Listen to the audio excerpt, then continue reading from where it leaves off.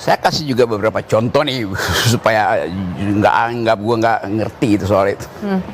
Satu waktu saya kasih ceramah di Yokohama, Tokyo, bicara soal potensi tenaga kerja anak-anak yang ada di Tokyo mau masuk kemana mereka. Sekarang ada problem. Bonus demografi bukan orang Indonesia cari kerja di Indonesia. Orang Indonesia berebut pekerjaan di luar negeri yang tidak bisa lagi diisi oleh orang-orang luar negeri. Itu namanya bonus demografi itu. Sekarang misalnya anak-anak muda di Yokohama itu bilang begini, kami udah lulus sekolah vokasi itu, maka nyari kerja dari Indonesia pergi ke Jepang. Dia bilang di Jepang dia akan bersaing dengan yang Filipina yang lebih paham tentang anatomi tubuh manusia karena dari SD udah belajar biologi. Karena mereka mau rawat orang-orang tua di situ yang di atas 65 tahun. Ya, jadi suster lah ya. Yes. Jadi caregiver ya. Ya, caregiver ya. Jadi ini kondisi kita begitu. Kita produksi lewat tadi sekolah vokasi yang tidak comply dengan kebutuhan di Tokyo di Jepang sana. Kenapa tadi? Betul gitu. Karena supply creates its own demand. Supply side yang bekerja itu. Padahal demandnya di sana lain. Kemampuan kita untuk mengendalikan komputer. Tetapi kemudian orang Jepang, tapi kalian diterima. Iya. Karena bagi orang Jepang kami sabar melayani orang tua. Oh, itu berarti memenuhi soft skill kesabaran tadi. Tapi bukan itu poinnya. Oke, bukan itu poinnya. Kan ini soal vokasi kan ngajarin kesabaran. Ya? Karena kebetulan lebih banyak orang Jawa yang datang ke situ. Bayangin kalau orang Manado sama orang Batak, orang Ambon coba. Apa soft skillnya di situ? Ya berkelahi sama orang Jepang. Bekerja keras, Bang. Ya, justru itu. Jadi pengetahuan ini yang nggak ada nih, orang-orang ini komen-komen joman lah, apalah segala macam. Ini maksud kita itu perlihatkan kebutuhannya berapa, didesain dari sekarang berapa, lalu kita bikin proyeksi kapan itu 29, 35, 45, sambil memperlihatkan ekonomi di tahun 30 misalnya itu didrive oleh apa? Didrive oleh robot. Ya kalau begitu dari awal dong pastikan itu. Jadi bukan sekedar kita tenaga kerja nanti ya tenaga kerja itu di sini. Halo. Ya, silakan Bang. Terdengar. Ya, tadi silakan dengar pertanyaan. Tapi saya akan menjawab lah dari Bung Rocky tadi mengenai yang di Jepang. Ya, Jepang itu ada program namanya Tokutegino, ya, mengirimkan ya orang-orang Indonesia yang bekerja di sana, ya mempunyai skill. Dan ini melalui proses-proses, Bung Rocky. Kalau Bung Rocky di sana itu kan bertanya bahwasanya di sana mereka belajar dan bekerja di sana. Dan saya untuk menghindari Bapak, nah, itu kan gaya Bung Rocky. Ya kan selalu kan bagaimana bisa mendiskreditkan pemerintah. Kan begitu. Bukan memberikan solusi. Ya, secara personal kan seperti gitu. Tapi kan kita bicara ini adalah bonus demografi nanti 2030, 2045 ini. Dikemanakan mereka gitu loh. Saya setuju dengan Bang Indra tadi yang katakan itu. Tadi kan mengkonfirm bahwasannya LPDP kan pasti akan kembali ke Indonesia dan wajib bekerja di Indonesia 2N+1 itu. Ya, satu. Yang kedua, kalau Tokutegino di sana ya atau Ausbildung di Jerman, nah itulah yang harus dimanfaatkan Indonesia. Tadi kan sudah dikonfirm bahwa Indonesia itu orangnya sabar. Itulah keunggulan kita. Tinggal permasalahannya adalah untuk bahasanya. Ya, di Jerman pun juga demikian, lebih senang untuk orang Indonesia karena pun kalau lembur dia tidak mengatakan dia meminta untuk lembur, beda dengan orang Vietnam. Kenapa saya tahu itu? Karena saya mengerjakan itu. Ya, melatih juga mereka untuk bisa dikirim ke Jepang dan dikirim ke Jerman. Seperti itu. Jadi jangan sampai ya kita ini mendowngrade lah apa yang dilakukan oleh teman-teman kita untuk bisa bekerja dan bisa membuka lapangan pekerjaan di luar negeri untuk itu. Gitu, Mbak. Oke. Poin mendowngrade-nya ini bagaimana? Menurut Pak Andi, mendowngrade-nya ini dari aspek apa? Apakah kita, Bung Andi, ngerasa ada yang underestimate? Kalau tadi komen-komennya dari Bung Rocky tadi kan bahasanya pesimis semua itu saya lihat. Waduh. Apa? Bahasanya bersinggung. Pesimis lah. Pesimis. Pesimis. Pesimis. Oke, bahasa pesimis, Bung Rocky. Bung Oh, Rocky iya. dianggap pesimis nih melihat masa depan Saya Indonesia. seorang pesimis yang rasional, dia optimis yang irasional. Belajar 101 economics, 101 public policy.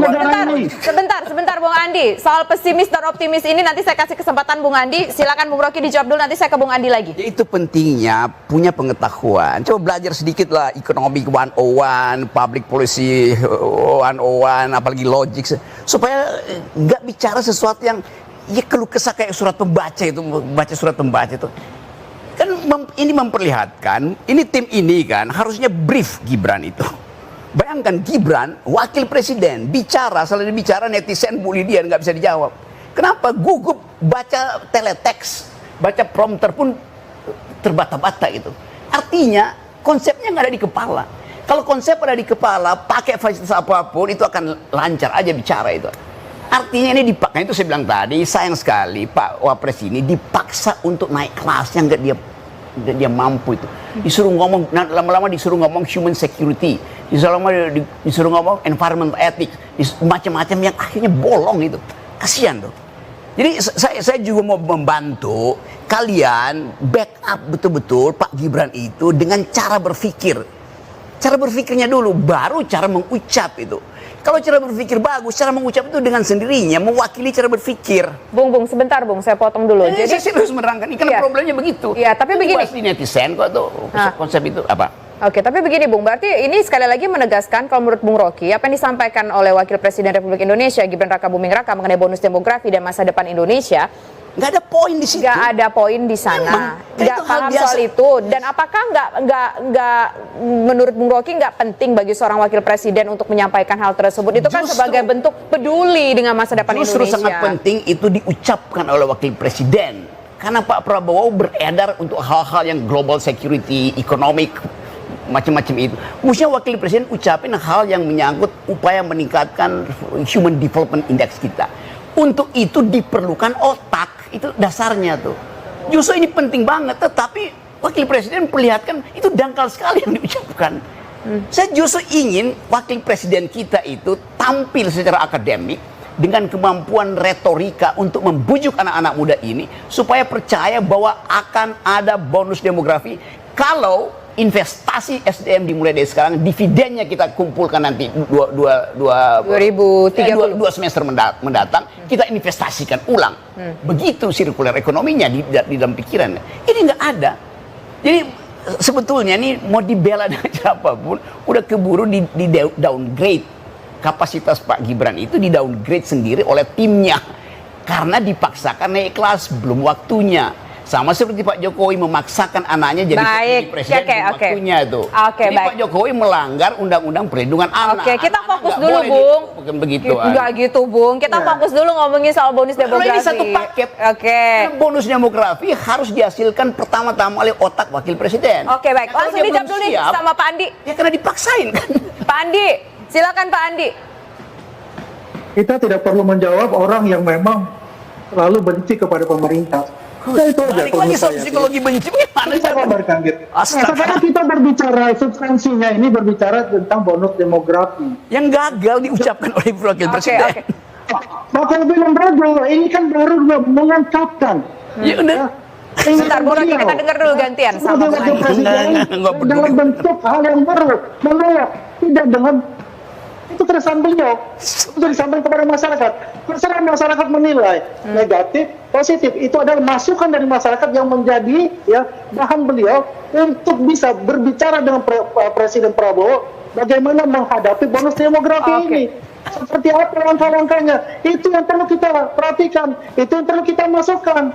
Bukan hanya berbicara tentang diri Anda. Oke, kita sepakat dengan adanya kelebihan jumlah masyarakat Indonesia usia produktif, demografi dividen tadi, kita harus melakukan sesuatu. Jangan sampai jadi bencana demografi. Tapi tiba-tiba saya terpikirkan sebuah pertanyaan lain, begitu Bung Andi. Bung Andi tadi mengatakan biarkanlah masyarakat Indonesia menilai atas statement dari Wakil Presiden Republik Indonesia, Gibran Raka Buming Raka. Tapi kalau kita lihat, dan saya juga membaca sedikit literatur sebelum saya siaran malam hari ini, informasinya channel YouTube ataupun video YouTube yang disampaikan soal bonus demografi oleh Wakil Presiden ini, angka like and dislike videonya itu lebih banyakkan dislike-nya, dan sehingga ini menyebabkan disembunyikannya angka like and dislike dan juga komen. Itu apa alasannya, Bung Andi? Boleh jawab dulu nggak sebelum kita komprik?